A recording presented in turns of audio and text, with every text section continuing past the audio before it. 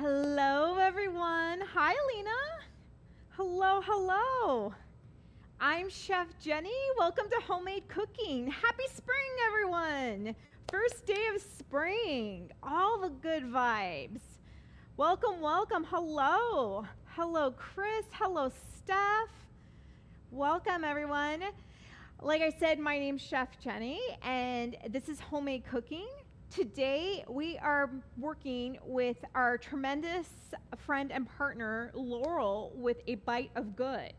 So we've got a really great female-owned company that we're highlighting today, and they're incredible seasonings, unbelievable seasonings. We, of course, have our trusty co-pilot and really the person in charge, Christina. Hello, Christina. How's it going? The co-pilot and the person in charge. Yeah. It is going so well because I have the biggest crush on this company, this founder. Like, it's like my dream story of like, I'm not a lawyer anymore. I'm gonna like make delicious food and spices. I'm gonna change people's kitchens and with that, their lives. Yeah. Exactly. Yeah. That's Laurel's story, and we're so proud to be working with her. And who doesn't love spices? I love spices. I love spice mixes to begin with, but when they come in the most adorable jar that I am definitely going to repurpose after I use it, sign me up, 100%. If you are new to Homemade Friends, we ask that you share your camera with us because I love seeing all your beautiful faces if you can. If not, we definitely request at least if you're going to ask a question live, which we love interacting with you live. For sure, you can do that. Just reach out to Christina or raise your hand and say that you are going to ask questions. Christina is going to be running the chat, so feel free. She's going to put all the information in there, ask her questions, and we are very lucky today because Laurel's actually here. Wave to everyone, Laurel, the owner, the founder of A Bite of Good. Hello. She will be available to answer any questions you have about the company as well in the chat if you want to interact with her as well. So we're so lucky to have her. Thank you for being here. Are we ready? Are we ready for these delicious spice vibes? Yes, and this recipe could not be more springy. Like spring-a-ling, ding-a-ling, so good. It's spring-a-ling, ding-a-ling is the official motto of this class. I just wanted you to know if you guys didn't know that. 100%. It is major spring vibes. We are making a delicious pesto with our lemon herb salt here and gonna season it and rub it inside some butterfly chicken and roast that up. And then we are going to make a really delicious fresh spring salad with a vinaigrette made with some dill seasoning.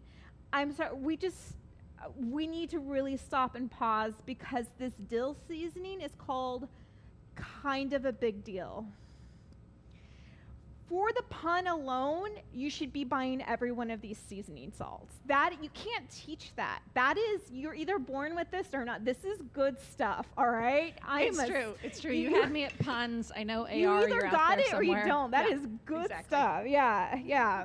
So throughout class, Christina is going to be dropping information about A Bite of Good and all their incredible seasonings that are available.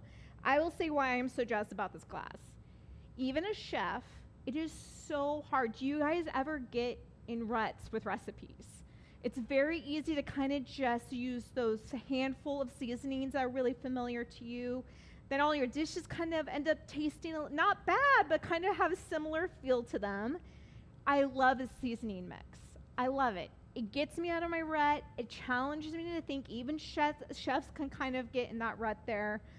I love a seasoning drawer. Yeah, I have a seasoning drawer. All the little seasonings match. They have the same label. It is above and beyond the most functional part of my life.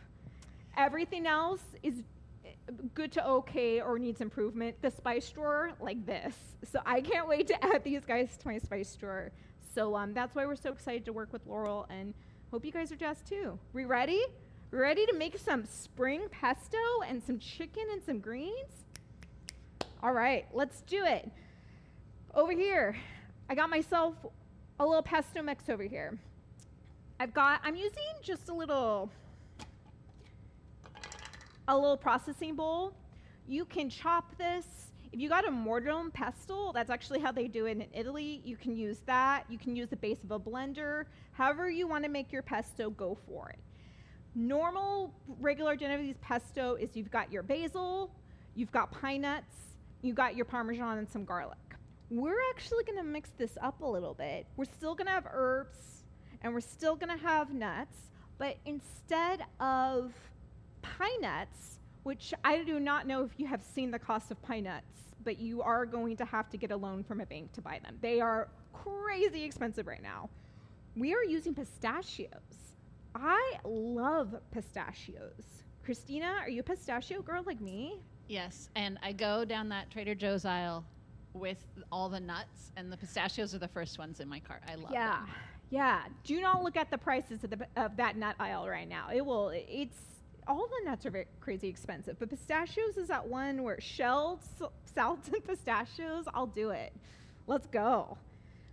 I'm going to add this to the base. There is a tale in some cultures that I read that if you crack open a pistachio, stay with me here, and you hear the crack of the shell, that means you're going to have good luck and good luck for your relationships. These were pre-shelled, so I don't know how my marriage is doing, but I'm assuming it's okay otherwise. I couldn't hear it, so. Is that kind of like I read this in an article, but secretly it was TikTok, maybe? Instagram Reels? Who's to say anymore? I assume everything's from the New York Times. It's probably all from TikTok. Yeah, I'm going to give myself the benefit of the doubt and say it's from a verified publisher. Probably not. It's probably from a tween on TikTok. Wherever you get it, all right? So I've got my pistachios in there. Mint. Ooh, my mint's starting to come in my garden. It's a good time. Love the flavor of mint. Mint is spring to me. That's it. If there's one herb that I say really gives that spring flavor, it's mint. And just so you know, fresh mint is not like peppermint extract. It doesn't taste like toothpaste. You're getting just kind of a spicy, warm herb note. It's really, really beautiful with all these other grains. And into my bowl, I'm then going to add some arugula. Peppery, bright. I like the little spiciness of arugula. It really kind of is going to add interesting note of flavor to our chicken. You know, chicken just on its own, a little bit bland. It really needs some strong flavors to it. So I like that we're using the mint and peppery arugula. That's really, really nice. Add that in there. Look, you don't have arugula, you absolutely can use spinach. If you're really traditional and love that basil, add the basil in here. We're just trying something new with a lot of different flavors. But make sure you've got this seasoning, and then I'll play around with each and everything. Again, this is our lemon herb salt. So we are not going to be using salt in here. We're going to be using this because that's just going to give us our flavor. So I've got a garlic clove. Got a little bit of coriander, and then I got some of this delicious lemon herb salt. It's got, you know, dehydrated lemon in it. It's got, you smell it, it's an instant citrus. It's instant citrus flavor right there. We're using this on chicken and in our pesto. I love lemon and asparagus.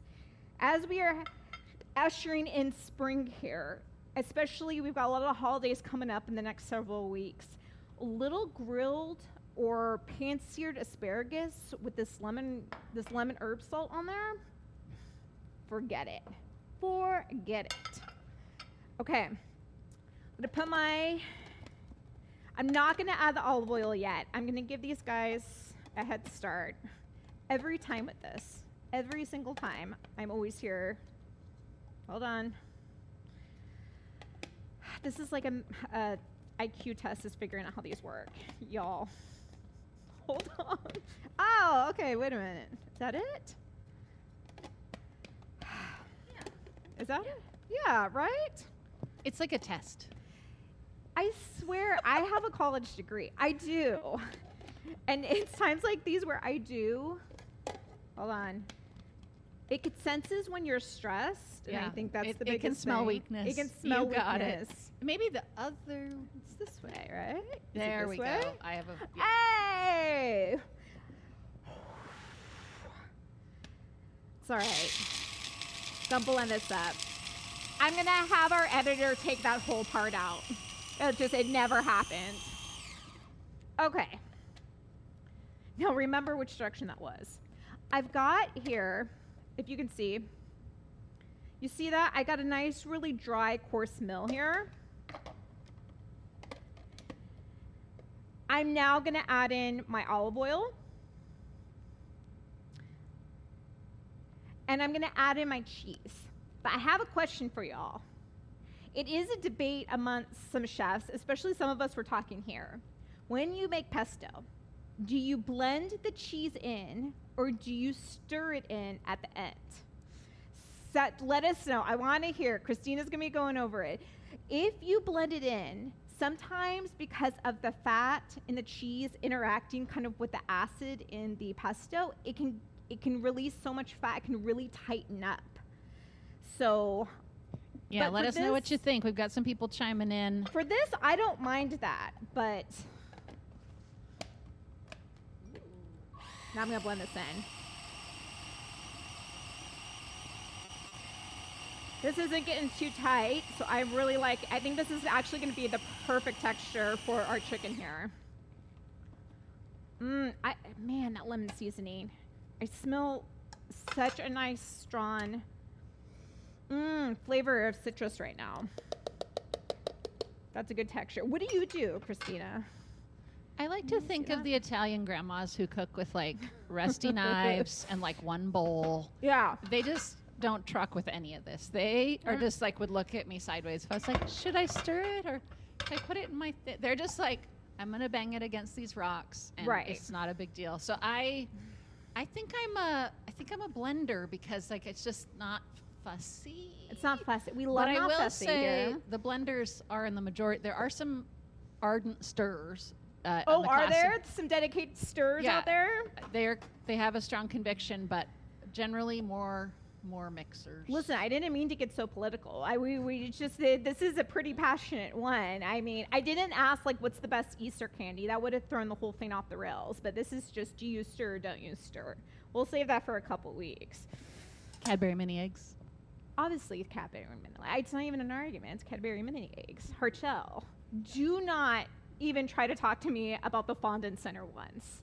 I will spend the rest of the hour on that. No. We don't have time for that. We don't. All right. Beautiful pesto here. Love it. Great. Got it. Okay. Chicken breast. When you buy a pound of chicken breast, 2 pounds, who knows what sizes you're getting? It can be all over the place. We are going to actually butterfly these. And that means we're going to open them up so we can spread our pesto on it and then fold them back together. And then that pesto is just going to kind of marinate and flavor the chicken as it's roasting in the oven. So you want to try to get similar sizes. I got a smaller guy here, but honestly, that will be my one. But you kind of want to, if you're asking from the butcher, try to get ones that are similar in size. I've got a large breast here that I have not butterflied yet. Often down the center, you'll have this little tender here. That's for making chicken tendies later. Do not get rid of that. Or you can use that for stock if you want. Why you would make stock when you have chicken tendies, I don't know. But you can use that dill seasoning to make an amazing ranch, and you got a party. So just saying, dinner for tomorrow, maybe. I'm going to look it around. If you have any little fat clumps up, I like to trim those off. And then what I'm going to do here is you have the thicker end. I'm going to start my knife very carefully. Make sure you have a great sharp knife because that will make this easier and actually be safer as you're cutting. I'm going to put my hand on the top and then just starting at the thicker end here, not going all the way through. I'm just gently going through and having it down the middle. And as I'm going, I'm opening up. I'm not going towards this tapered end because I'm just trying to get the larger part open. And then kind of cutting down the center here and then opening her up and then kind of stretching it out. And then I'm going to put my pesto here and fold it over. If you want, you can cover this with some plastic wrap or with a parchment and pound out these larger bits. I'm not going to do that, but you can if you want to get a little thinner. My trick to you for that is whenever you're pounding meat to get it thinner, you're not going up and down. You're kind of going to the side. You're either going away from you on either side. You're not going straight up and down. Chef Christina, how are we doing out there? There's a burning question. Oh, actually, please. The opposite of a burning question, which is, what if the chicken's a little bit frozen? Like when you cut it, is that helpful or not helpful? If it's a little bit, you have to make sure you have a really sharp knife. Sometimes you can get towards the center, though, a little bit that's colder than you were expecting and can give you resistance. I feel like you have to get pretty much defrosted for it to be the safest. So just the warmth of your hand can kind of start melting that little bit frozen bit. That's a big spectrum. If it's rock hard, then no. You know that kind that your mom told you to leave on the counter, like when called you from work and said, can you please pull out the most frozen chicken breast that ever exists out of the freezer? Yeah, not that firm. We want it pretty kind of getting close here, okay? Just for safety. If not, if you have to do it, be very careful, okay? I want to give a shout out to Holly and crew because the skillet technique between parchment paper is the way to be. You're doing great out there. Oh, love that. What is she doing with the skillet? Let me see. Cast iron, whacking that sucker, end of the day, just getting it out. This is why the cast iron, my mini cast iron at home is also my meat tenderizer or my... That's adorable. I mean... It's like little like you, but then packs a punch. Packs a punch and mighty versatile. Exactly word for word what's on my CV, y'all. All right? Okay. I've got my chicken open up here. You know what I'm going to do first?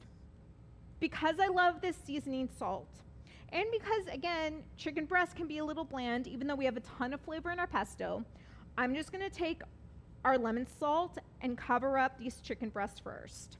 I just want to get a little base of seasoning over it, and then I'm also going to do the top as well. And then I'm going to take my pesto. Now, I know the instinct is the most amount of pesto is the best, and normally you're right, but when we're doing something like this that's stuffed, if you put too much in, all you're doing is feeding your cookie sheet. All you're doing is your roasting pan, because it's just going to squeeze out and go on there and then not be in your chicken. So resist the urge to overstuff these bad boys and just try to get enough on there for flavor, but not so much that it's all going to squeeze out, because this chicken is going to constrict a little bit as it's cooking and shrink up, and then you'll have that all on your bread. I mean, I'm still going to eat that. That's like a delicious treat, but we just want it in our chicken. And then kitchen twine, sure, you can do it, but we're homemade. We're all about no fuss. We're all about easy weeknight meals. So I don't think it's necessary, but if you want to twine it up, you absolutely could. Now, just for a little food safety note, if you are going in and out with your spatula here, you got to try to use this up as much as you can, because you don't want to then save this and serve this with your cooked chicken, because you're having a little bit of cross-contamination here. Just a note, because my instinct is always save all the pesto. And this is our little guy. This will be for me. And this pesto, you can absolutely make a double batch. Throw it in some ice cube trays, top it with a little olive oil, freeze them up. Once they're done, pop them out and put them in a freezer-safe bag. You have a cube of pesto whenever you need it. It's great in soups. It's great if you just want to make chicken for yourself. And I'm going to go ahead and just do a little bit of pesto over the top, because I love this stuff. My house is a little smaller, so this recipe is going to make a lot.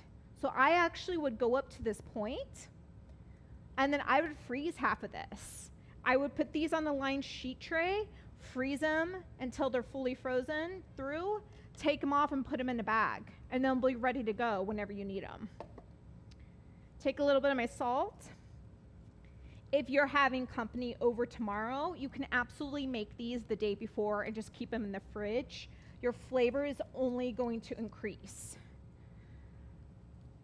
I like stuff you can make the day before. All right. So, more of that salt on top. Pesto, stuffed chicken breast. That wasn't too bad, all right? They're pretty easy, huh? How are we doing? You just need a sharp knife. I'm going to throw these in the oven. Any questions out there, let Christina know. We're throwing these in a 450-degree oven. We're going about 15 to 20 minutes. When we're talking about chicken, you're looking for a temperature, not a time. We want a final temperature of 165. You can probably pull these about 160, cover them. They'll continue to cook for our continuing 5 to 10 minutes while they rest. So we just want a final temp of 165. I'm gonna put these guys in my sink and wipe up, and we'll get on to the next recipe, y'all. How we doing out there, everyone? All right, Christina? Tell me. How's it going? Good. Let's see here. I think Lena's cooking along. She looks very busy. Holly and team are our pace setters. They're just like blending and smacking and sizzling. Tell Holly to get in here and start teaching some of these. Oh my gosh. Ooh, you know what I just learned is that a bite of good oh my goodness will make a custom blend for you. So if you're like avoiding salt or have a specific herb that you can't tolerate, they'll make a custom one for you. Like, how great is that? Honestly, wedding season through June, bridesmaid gifts, groomsmen gifts, like when I'm thinking about custom, that is Mother's Day is coming up. Such a good idea. Think about making a custom seasoning. That I would use. I'm not going to call out specific candles as wedding gifts I've received, but we all know what we're talking about. We all know there's a basket in your house, just this stuff. You're like, I'm a seashell with some glitter paint. You know, we all know that basket of stuff. All right. Oh, you know what I did? Actually, you know what? I don't think you need it. I forgot about the melted butter. Actually, what am I saying? Of course we need butter. I'm going to drizzle this over. We had some melted butter to get on top of the seasoning, but I actually put my pesto, and that's adhering the seasoning. But I'm totally going to take this out of the oven and put this on because butter. Like always butter. If you're trying not to do as much butter, you can just use that pesto as your little base to keep that seasoning on. Let me get these. Just a little butter, never hurt anyone. While you're buttering, Please. My question is, because we can still hear you, is Please. When is tying things up with string like a must-do? Is it with big cuts, little, like what's the parameters where you're like, no, get out the twine and... Yeah, I think it's for really large roast that are doing a lot of cooking that you really need to make sure have an even cooking. Also large pieces of meat that are uneven. So like with your Thanksgiving turkey, those legs will flop out if you don't somehow bind them to the whole bird. And what's going to happen is those pieces cook way ahead of the breast. And now either something's getting overcooked or undercooked. So it's really, the whole point is for even cooking. So like a really large roulade, or porchetta, a large beef tenderloin, that's usually because tenderloins are tapered. So any kind of piece that's really, really tapered, that's when you want to try and tie it up. It has to be a serious situation for me to bust out the kitchen twine. You know, I'm realizing that this whole recipe would be so good with butterfly turkey breast.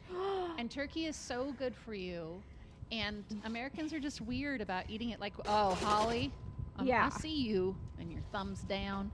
But it's like only once a year, like for like 45 days, and then the rest of the year, no. Like, it's such a great cut, and all of these flavors would be so great with turkey. Also, I 100% would rather have this on a turkey breast, like a large butterfly turkey, than for Thanksgiving. I'm just saying that. I don't think anyone in my family is going to sign off on that, but I am saying, like, pesto stuffed turkey. And honestly, in with the dead of lemon winter is salt, when we need it. It's like when we need it, the sunshine. It's when we need it. All right, let's get working on our salad. And we're also just going to do a quick little additional green bean dish as well, because they looked beautiful at the farmer's market, and we said, yes, why not? So coming in here. All right, let's get our salad ingredients here. I am always grateful, always ready, always needing more salad recipes. That's one of the ones where I get in a rut with. So I love me some more seasoning ideas for salads. 'Tis the season. Lots of beautiful produce is waking up and coming into season right now. I've got here a nice just spring mix. Fresh greens that we saw at the market that looked really nice and bright and healthy. Get whatever mix you want. Again, if you have some leftover arugula, throw it in there. Whatever you got. We just want a mixture of some nice greens. Butter lettuce is really beautiful. Some frisee. Go for it. The star of the show is going to be our dressing. So I'm going to start off with, again, I have a little blender here. I'm going to add some Dijon mustard. There's also, I cannot remember it now, there is another seasoning blend that has a Dijon pun that I nearly passed out when I saw because it was so funny. And I can't remember it, but it's one of them. I'm like, these puns, they are quality, y'all. So we got a little Dijon there. Yeah, I'm posting one that's called Sergeant Lemon Pepper. The Okay. link's in the chat, but like so charming. Why? You don't need to know everything else. This company is obviously for all of us. This is our company. It's all of ours. A bite of good is for everyone with puns like these. I will say, I worked in the corporate food industry for over a decade. It is nice. The thing about smaller independent companies is they have such a great sense of humor like this. I love these names. Yes, yes, yes, a bite of good. So I've got the Dijon in here. I'm adding a little bit of honey. You don't have some honey, a little bit of maple syrup would be just lovely. Get this guy back here. Okay. Let's see. Trying for camera angles over here, y'all. Trying for better camera angles. Okay. The star of this one is going to be shallot. This is a shallot if you haven't seen it. You're never going to get the same size ingredients in farm-grown food. This nature is chaos, and you're going to have this.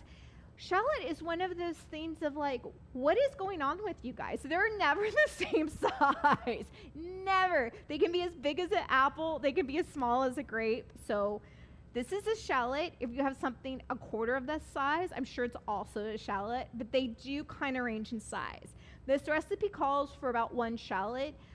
I think somewhere between 2 to 3 tablespoons of chopped shallot is what you want enough for a dressing. All right. So I'm going to cut my shallot in half. Just like onions, it will absolutely make your eyes tear up. We, again, always love hearing everyone's ideas for how you avoid watery eyes, crying eyes with onions. My favorite trick is turning on the vent, which I can't do right now because it's going to be very loud. But that's the one where it sucks up the gas from the sliced shallot that works best for me. Christina, what do you got? I've got a stump the chef question. Oh boy. All right. If you just cannot tolerate mustard for whatever reason, sure. What's the substitute? Because I know mustard like has flavor, but it also emulsifies. So what would you do? Good question. For emulsifier, I mean, if you can stand a little bit of yogurt or mayonnaise, maybe about a tablespoon of, to get some of that acidity in there, that's really nice. You can emit it with the thickness of our honey or maple syrup. You should be enough in there. It might be a little looser, but honestly, this isn't like a thick ranch we're looking for. This is more of a vinaigrette. So I think you'll be fine without that. What you are going to miss is a little bit of that pepperiness. So I would maybe add, if you can handle it, a pinch of red pepper flakes or a little pinch of cayenne just to add some warmth back. But honestly, if you don't have anything else, that omitting it will be fine. It's just missing that little depth of flavor. But for looking for other seasonings you've got here, there's plenty of beautiful seasonings that are available, and one of them is called Spanish Sunset. And also, if a cocktail was named that, I would order that as well. That's a great name. So we've got some Spanish paprika, tomato in here. This is like bottled warmth, and that's what Dijon is. So just saying, load up your cart. Some good seasonings. Okay.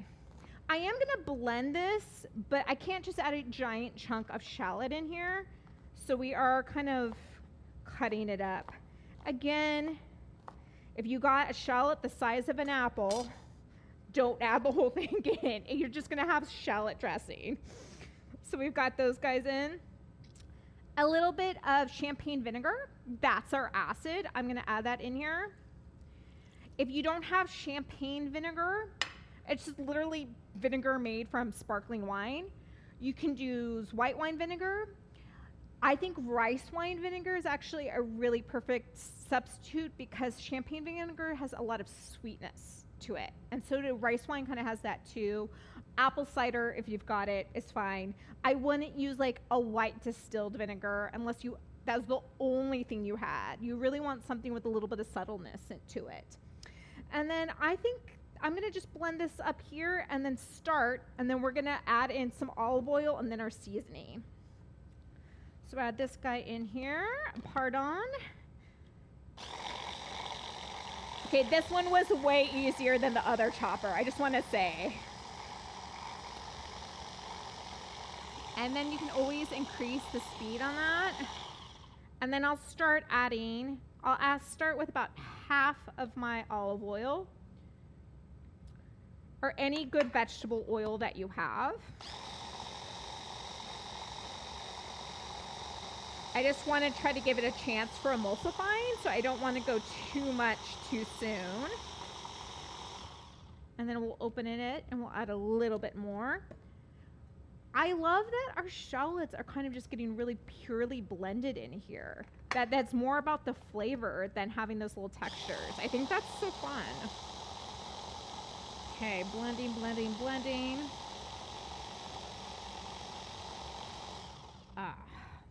Okay. So we are using, again, I think I'm going to say this 15 times, kind of a big dill seasoning. I want to keep the integrity of the seasoning. I don't want it to pulse all the way. So that's why I'm adding it right at the end here. I'm just going to give it a couple of quick blends. But we've got brown mustard seed, dill, garlic, coriander, allspice, all these beautiful flavors in here. I would absolutely add this to some yogurt or sour cream and make a dip out of this. With capers, chopped pickle, great spread with smoked salmon. I think this would be heaven in cream cheese. Just putting it. Oh my gosh, I want brunch now. Well, we all want those brunch. Things. Is it just that I want brunch? I think that might be what's happening. Also, some of you might be having a lot of hard-boiled eggs in a couple weeks. Oh my gosh, is that less than 2 weeks? Okay, I'll think about that later. Deviled eggs with this? Just saying. Love me some dill. So I've got a good amount of seasoning here. I'm just going to add that in, and then we're going to pulse it really quick. And this has so much seasoning in it, it doesn't need it, but just a few grinds of fresh ground pepper. And I'm going to add this in here. Last blend. I want to keep the integrity of that seasoning. So just a few quick blends. It looks so beautiful. I'm going to give it a little taste just to see where we're at. I can see the little dill in here all spread throughout, hydrated. It smells insane. That's good. Man. I mean, it needs no salt. It's got all the seasoning in there. Man, that's beautiful. Love that. I really want to put that with salmon now, too. How long is class? Could someone go get me salmon and come back? It's just bright. It tastes like spring. It tastes like spring. Phenomenal. Okay, I have 2 more additions that we're gonna go here. Got my seasoning out. 2 more additions. Some radishes. We're talking about, how turkey isn't used that often. I don't think enough people are using radishes. I'm just putting that out. I'm going on the record of saying I would love all of us to use radishes. You've not lived until you've had, Christina, if you've experienced this, French bread with French butter and sliced radishes and really good French salt over the top. Yeah, I sure have. It doesn't sound like it should make sense. It's unbelievable. It's so good. So we've got a couple of radishes here. We're using 4. The greens you can absolutely eat and make with them. We're not using those today. We're just using the base. Oftentimes the radish will have a little bit of a longer root. I just tore those off. Prepare yourselves. I'm about to do knife work. So I'm a trained pastry chef, so there's nothing funnier than a pastry chef doing knife work, y'all. I think I'm gonna make little matchsticks of these, and you might be thinking, how are you gonna make little sticks out of something so absurdly shaped? Let me show you. I'm gonna very carefully cut off the top and bottom, and then on the side, I'm just gonna cut a little side off, and now I've got something flat. So now it's not going anywhere, and now very thinly, I'm gonna make slices down. Now you can go ahead if you want your thin radish slices, you can keep those. If you got a mandolin, that works even better. But if you stack up your little radish slices here, you can go down and make little sticks. They're so cute and tiny. Well, come on, how's that enough? It's like radish confetti. And I also feel like this is a very non-intimidating way to eat radishes. We are not talking about large chunks that you might feel is a little peppery.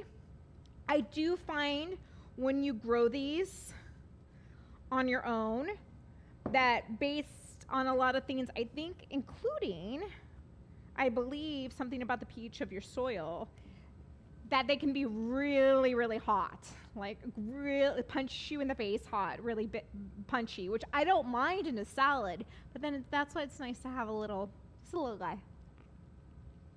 Okay, that is fascinating. I did not know that, Jenny. I love that tip. It's like you might just live in hot radish territory. Hot boy, that's a name of a band, isn't it? Hot Radish Territory. I was already on it with the radish. You guys confetti. can have someone write that down. I think that's it. Something about the soil. I remember that also has a really effect on bitter cucumbers. If you've ever had a cucumber from someone's garden and you're like, this is bitter, I think it's all based on whether you've had a freeze, all those different elements that you can't control. Like it being March in Seattle, and it's close to 70 degrees right now, and then it's going to be 40 degrees in a week. Something like that. I don't know. It's either fall summer, which is what it feels like, or fall spring, take your pick, but shortly it will be followed by like second winter or something. It's kind of got Hobbit calendar energy. I am confused. Should I be stocking up on nose spray from Costco or not? I don't know what's going on right now. It's very overwhelming. My allergies are like, I think we're gonna come in full force. Maybe, I don't know. And then I just have these little guys. I'm gonna chop them up. All right, any questions about radishes? Let me see here. There was a question that I wanted to go back to. Lots of great suggestions on radishes. Oh, tell me. Like eating them with like a dense rye, like French butter and a dense rye. Oh, yeah. Laurel was saying like roast them and it mellows them way out and they get kind of sweet. I love roasted radishes. That's one I cannot convince. I've done that out at dinner party once and people are like, I'll take one. And of course, Steph, you know that Steph's going to come with the good stuff. Braised and glazed. Braised and glazed. I've already used up my 2 band names for this class, but I'm watching that one for next time, Steph. That's the name of, that's the name of my bars, Braise and Glaze. And then the radish name is the name of the, we've got it right. Someone's writing these down, hopefully. All right, next up, a little fresh parsley. Beautiful. Again, just the leaves. We don't want too much of the bitter stems. I mean, everything's coming alive right now. First day is spring. So chives, green onions, a little tarragon, whatever you got going on in the herb department would be beautiful in here. This is kind of just a format. I mean, you're going to get so much flavor from that dressing. It kind of doesn't matter what you put in here, whatever produce you got, because it's just going to absorb that beautiful dill. So first up, I'm going to take this and just dress. If you've got a dinner party going on, if you're about to start dinner and then some catastrophe happens in the background that you got to stop everything and go attend to, what I suggest people to do is add dressing to the bottom of your bowl.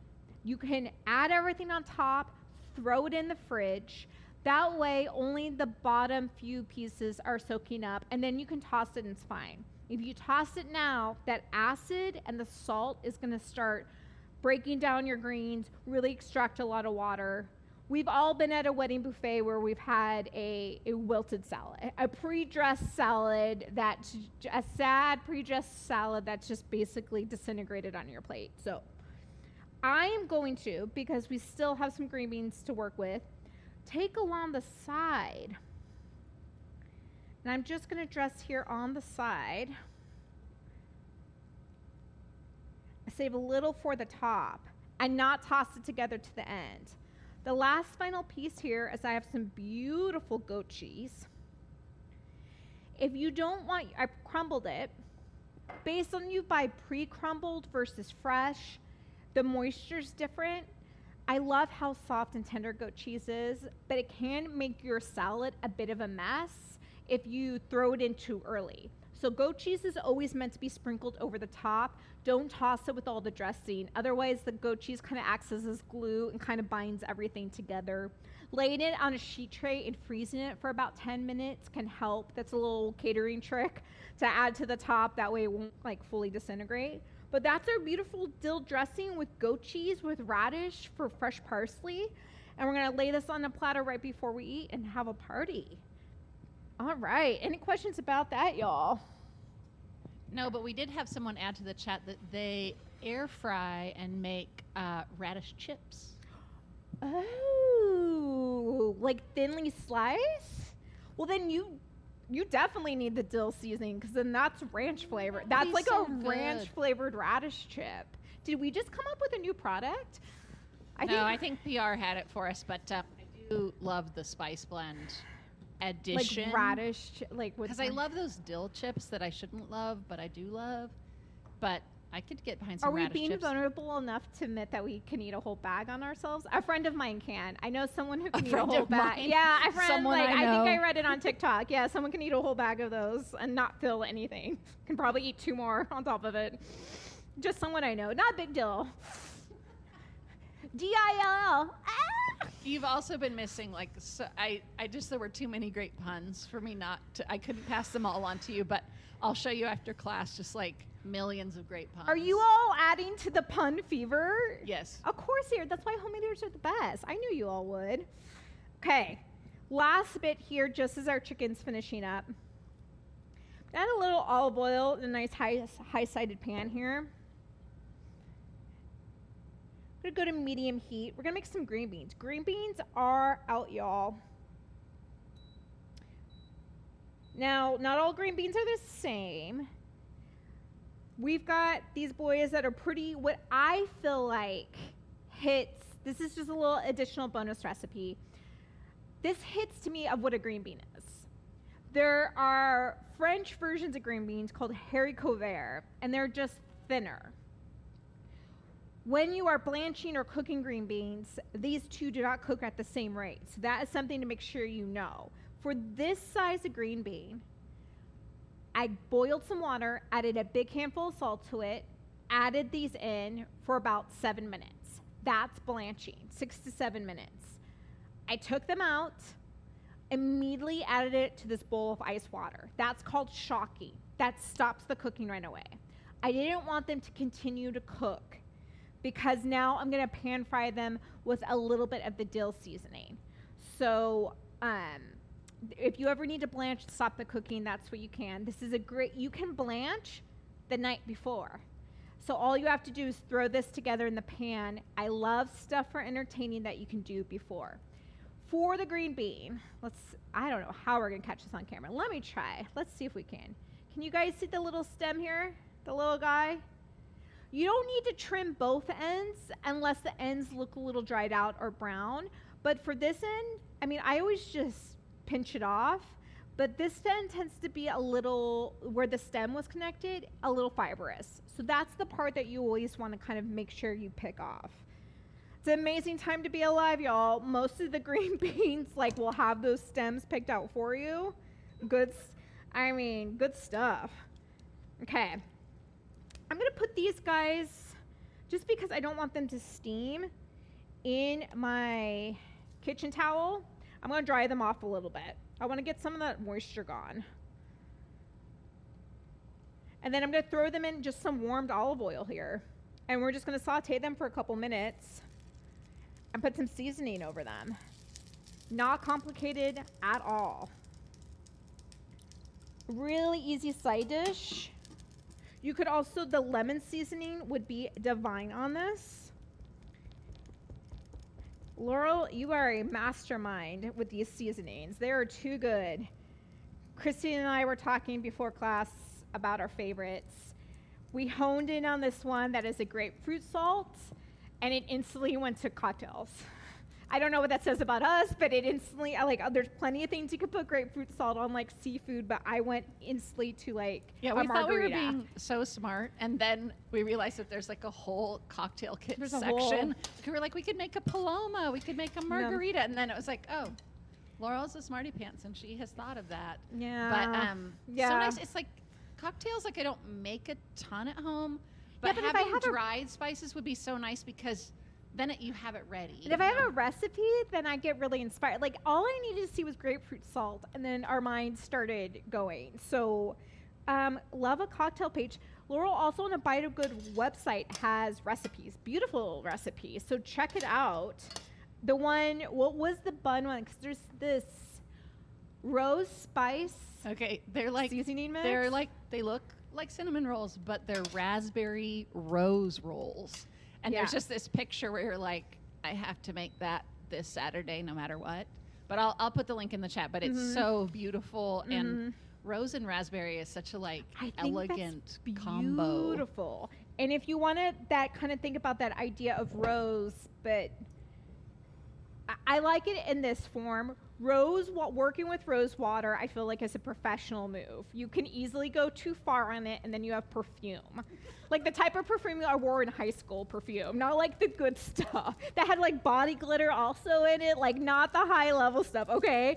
So we're looking for rose water can get very punchy very fast. This does not, I smelled this. This is lovely. It does not smell too floral, if that makes sense. You're getting the flavor of it without it being overly potpourri, which is, I was saying I also want to make truffles out of this. Ooh, yeah, with white chocolate or that. White chocolate. Yeah. I got a lot planned. I got a lot to do after this class. I have a to-do list. All right, I'm just bringing my green beans to warmth here, and then my dill seasoning. I'm just going to sprinkle a little bit on it. Because I shocked these, we've really captured and saved the bright green flavor. If I hadn't shocked these, the color would have gone a little mute, a little brown and gray. So that's why it's really important with things that have got that bright green in there to give it a good shock in some cold water. And then I'll kind of preserve the aesthetics of it. And this is perfect texture. It's not mush, but it's got some tenderness to it. Ooh, that dill seasoning just added so much fragrance in there. And then I'm going to start plating things. Let's get out a nice platter here. My favorite part. The best part. Are we all... For green bean casserole, are we doing fresh green beans or are we doing canned green beans? Because I feel super just passionately like throwing about a grenade right at the end of this. I'm imploding the class right at the end because I know this is going to get hot. But for green bean casserole, I have to have canned green beans. I am a very fancy chef who went to a very fancy school. I would never have guessed. It's my comfort. I'm team fresh as well. Oh, you're fresh. Oh, Ellen's frozen, which is like a third factor. Oh, I didn't even think of the frozen option. Yeah, frozen green bean. Oh boy, I didn't realize what I was doing. I'm sorry, everyone. Yeah, it's what I grew up on was the texture of like they're already retorted in a can, and then we're just gonna cook them another 45 minutes to really make sure they're done. It reminds me of like Cormac McCarthy's The Road, like in the wrong way. That's harsh comparison, but I understand where you're. I respect how passionately you feel about it. That was fighting words, but okay. You've got some supporters out there. You're not alone. Are there other can supporters out there? Wow. The Reddit page is gonna be hot tonight, y'all. It's all about it. I mean, live your truth. Live your truth. I am a canned green bean and green bean casserole kind of girl. So I'm laying a base of the green beans with the dill seasoning. I'm gonna put my chicken on top of here. I'm gonna plate my salad. I'm just gonna give my chicken a little look to see how she's looking. Oh my God, she looks beautiful. Let's get her out. Stunning. Jenny, is there a wine that you would love with this meal, like a white wine? Ooh. I think a light sparkling, I think a Pinot Grigio would be delicious with this meal, like a crisp Pinot Grigio. I wouldn't go for anything like a buttery Chardonnay. I think something a little more tart and acidic would be a Sauv Blanc, would be really, really nice. Might I encourage you to check out Washington's beautiful selection of wines. Indeed. I mean, we've got some stuff going on here. Ooh, that sounds lovely. So far we have a grapefruit margarita, and then we have a Sauv Blanc. Gonna put that spring fever. It can't be helped. Gonna put that order in. Okay, I'm just gonna toss together my salad now because that dressing, that beautiful dill dressing, was on the sides. It's not gonna be too soggy. It's gonna still keep its integrity. You see those beautiful radishes. The gorgeous fresh parsley over it. Again, it's spring. You got some grapefruits. You want to do some citrus slices on here. You want to do some avocado on here. Only your imagination, guys. Some shaved carrot would be really beautiful on here. And then we're also going to do crumbled goat cheese. So I didn't mix it in with it. I'm saving the integrity for the top, just so you still get those individual pieces.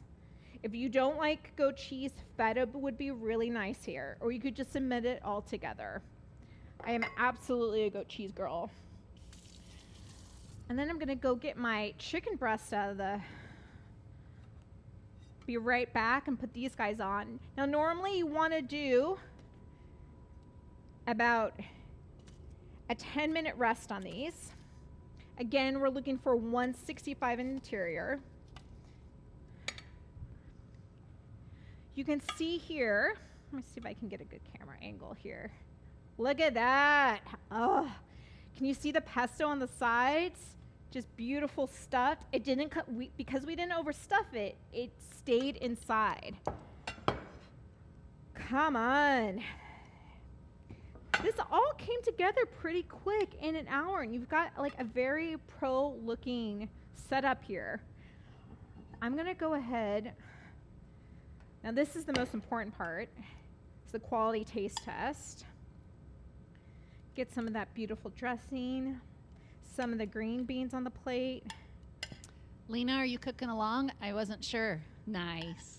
Let's see. Oh, Lena's got it too. Nice, Lena. Plated in advance. Hello. Overachiever. She's already plated? I mean, come on, oh, yeah. you Holly, guys. you're invited to this party. Let me see what you got. Yes. Who's that? Anyone else got one done? Gorgeous. Beautiful. Lovely. Oh my gosh. Again, her pesto stayed in. It's hard. You're going to want to put all of it in there. I'm just taking a little bit of my lemon herb salt.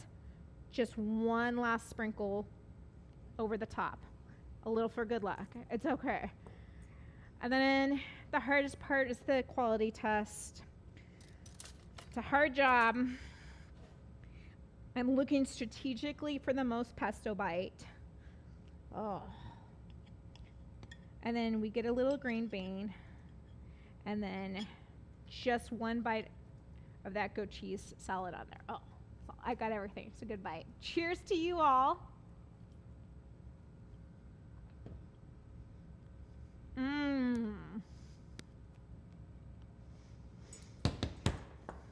Amazing. Amazing. Yes, but is it spring-a-ling-ding? Oh, you're chewing. Sorry.